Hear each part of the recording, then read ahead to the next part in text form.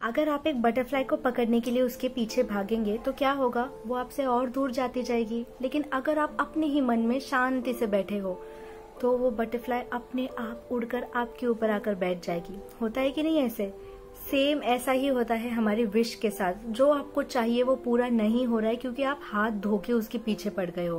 पूरा क्यों नहीं हो रहा, क्यों नहीं हो रहा, कब होगा कब होगा, मैंने इस डेट को बोला था तो इस डेट को होगा कि नहीं। तो हमें ये नहीं सोचना है, हमें उसे लेट गो करना है। लेट गो के बारे में बहुत सारे लोगों ने क्वेश्चंस पूछे थे, तो ये है लेट गो की स्टोरी आज की। ये स्टोरी मुझे इतनी अच्छी लगी क्योंकि ये स्टोरी प्रूफ करती है कि government procedures, official procedures, rules, regulations, इसको भी पीछे छोड़ देता है यूनिवर्स। ये सिली चीजें हैं यूनिवर्स के सामने। तो अगर आपको लग रहा है कि आपकी विश में बहुत सारे प्रोसेसेस हैं तो कैसे पूरी होगी, यूनिवर्स के लिए कुछ भी इम्पॉसिबल नहीं है।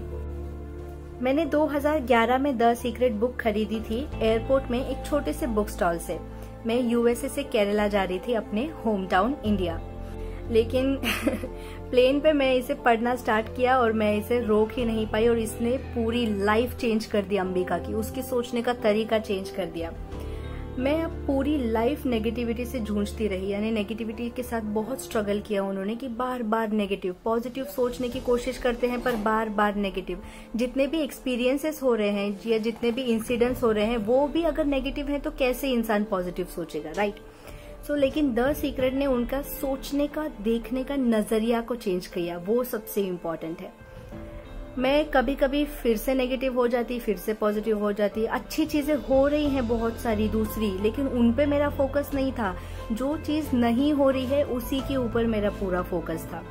मेरे पास एक नया जॉब था, ब्यूटीफुल घर था, एक बहुत ही अच्छा रिलेशनशिप था, लेकिन इनके लिए मैंने कुछ कभी नहीं सोचा। हाँ, है मेरे पास। पूरा फोकस मेरा किसके ऊपर था? वो एक चीज जो मेरे पास नहीं है, जो नहीं मिल रही है कितने टाइम से, वो था इनका परमानेंट ग्रीन कार्ड, यानी उनको अमेरिका की सिटीजनशिप चाहिए थे। मेरे पास टेम्पररी ग्रीन कार्ड था। मेरी शादी हुई थी अमेरिका के एक आदमी से, लेकिन वो शादी चली नहीं, वो खत्म हो गई। शादी चली नहीं, बंद हो गई। तो मैं शादी को 1 साल हुआ और उन्होंने डिवोर्स ले लिया।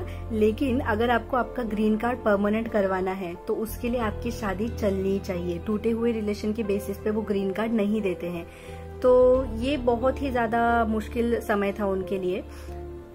उन्हें एक इमिग्रेशन लॉयर को हायर किया। इमिग्रेशन यानी जो भी वीजा, पासपोर्ट, ग्रीन कार्ड, ये सारी चीजों के बारे में देखते हैं, जो कि बहुत ज्यादा महंगा था। और ये प्रोसीजर कराने के लिए उनको बहुत ज्यादा पैसे देने पड़ते। और मैं कंटिन्यूसली यही सोच में रहती थी कि इतने पैसे मैं कहाँ से लाऊंगी, ये काम कैसे पूरा होगा, क्या मुझे ये लोग यहाँ से निकाल देंगे यूएसए से, क्या मुझे हमेशा के लिए इंडिया जाके रहना पड़ेगा। ये सारी चीजें मैं सोचती थी और लॉ ऑफ अट्रैक्शन के अकॉर्डिंग यही सारी चीजें मेरे साथ होती थी, क्योंकि जो हम सोचते हैं वही हम अट्रैक्ट करते हैं। Law of attraction. चीजें बुरी से बदतर होते जा रही थी, यानी कुछ भी इम्प्रूव नहीं हो रहा था, और बुरी चीजें होते जा रही थी। एक के बाद एक मुसीबत आती ही जा रही थी, क्योंकि मैं कंटिन्यूअसली क्या क्या मुसीबतें आ सकती हैं यही सोच रही थी ना अपने माइंड में। द सीक्रेट के साइट पे मैंने जाने का सोचा, वेबसाइट पे। वहां कुछ रियल एक्सपीरियंसेस पढ़ने के बारे में मैंने सोचा, जहां लोगों ने अपना पर्सनल एक्सपीरियंस, उनके साथ क्या क्या चमत्कार हुआ वो बताया था। उससे मैं बहुत ज्यादा इंस्पायर हुई और मैंने अपने प्रॉब्लम के लिए एक सोल्यूशन करने का सोचा। ऐसे आप भी अपने सोल्यूशंस खुद ढूंढना स्टार्ट करो, क्रिएटिव बनो। जो भी आपकी प्रॉब्लम है उससे रिलेटेड कोई ना कोई ऑप्शन होगा, उसको लेकर ही सोल्यूशन बनाना है। इनकी प्रॉब्लम थी ग्रीन कार्ड से लेकर, ग्रीन कार्ड का एक्सपायरी डेट जो था वो उनको बढ़ाना था, राइट? वो चाहती थी कि और ज्यादा टाइम तक उनके पास ग्रीन कार्ड हो या उन्हें वहां रहने का टाइम मिले। तो उनका जो ग्रीन कार्ड था अभी, यानी वहां का सिटीजनशिप कार्ड जो था यूएसए का, वो एक्सपायर होने वाला था 2011 में। ठीक है, इन्होंने अपने ग्रीन कार्ड की 2 कलर कॉपीज प्रिंट करवाई, बहुत अच्छे क्वालिटी के पेपर पे, ताकि देख के रियल और अच्छी फीलिंग आई। उसके ऊपर जो 2011 था उसको एडिट करके, कट करके उन्होंने 2021 लिखा, यानी अब जो हमारे लाइफ में अगला साल आने वाला है वो। यानी सोचो, ये औरत अभी तक यूएसए में रह रही है, जीता जागता प्रूफ है आपके सामने।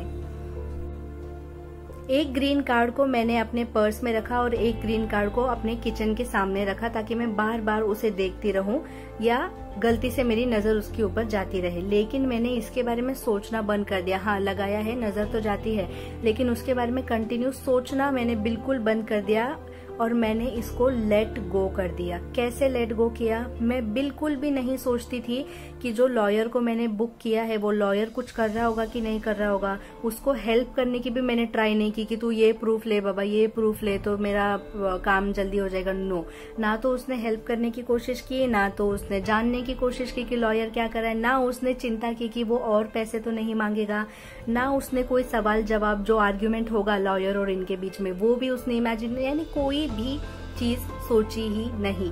क्यों नहीं सोची? क्योंकि उसने डिसाइड कर लिया था कि मेरा ग्रीन कार्ड 2021 तक चलेगा, मतलब चलेगा। तो जब आपके पास ऑलरेडी है तो आप क्यों सोचोगे उसके बारे में? मैंने सिर्फ इसे लेट गो कर दिया। मैंने बिल्कुल भी इसके बारे में नहीं सोचा।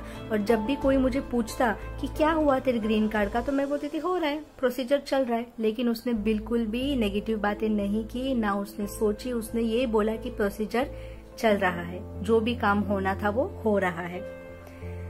मैंने जितना सोचा है और समझा है उसके अकॉर्डिंग अगर मुझे वीजा, ग्रीन कार्ड, इसके लिए कोई भी अपना काम करवाना है तो उसका प्रोसीजर बहुत लंबा होता है, बहुत डिफिकल्ट रूल्स एंड रेगुलेशंस होते हैं और गवर्नमेंट बहुत ज्यादा स्ट्रिक्ट होती है।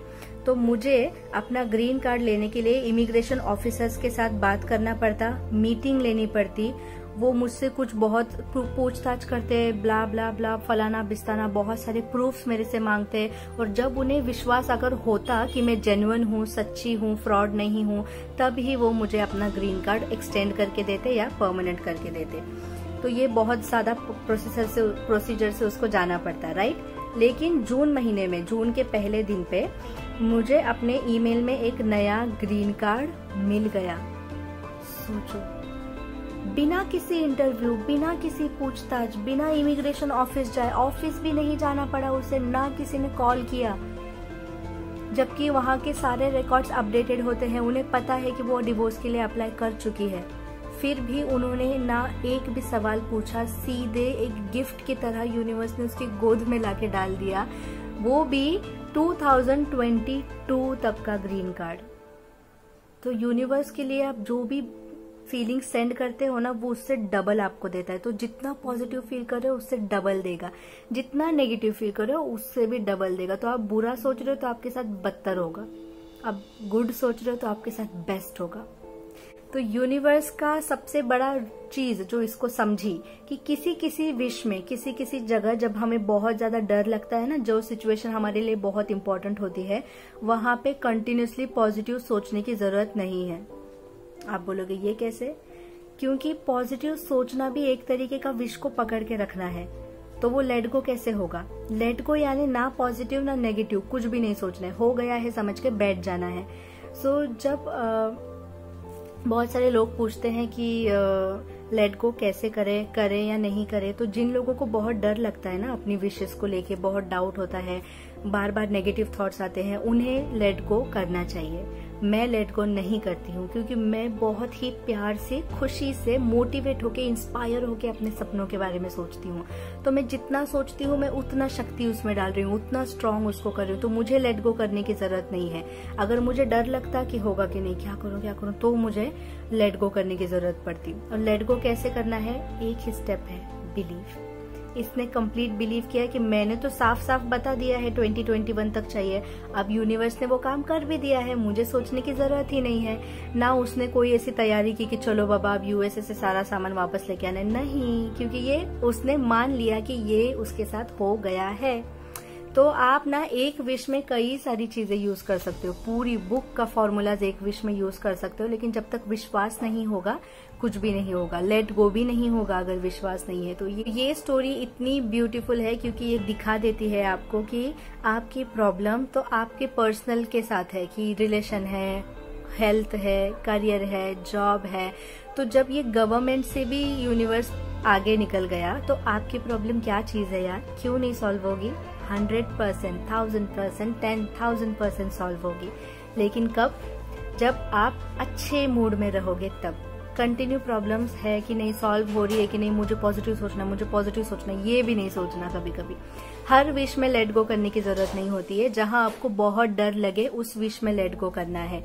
जहां आप कॉन्फिडेंट हो वहां लेट गो की कोई जरूरत ही नहीं होती है। So thank you so much for watching and shine bright like a diamond. जैसे अपनी विश पूरी होने पे शाइन करोगे, बिल्कुल उसी तरह।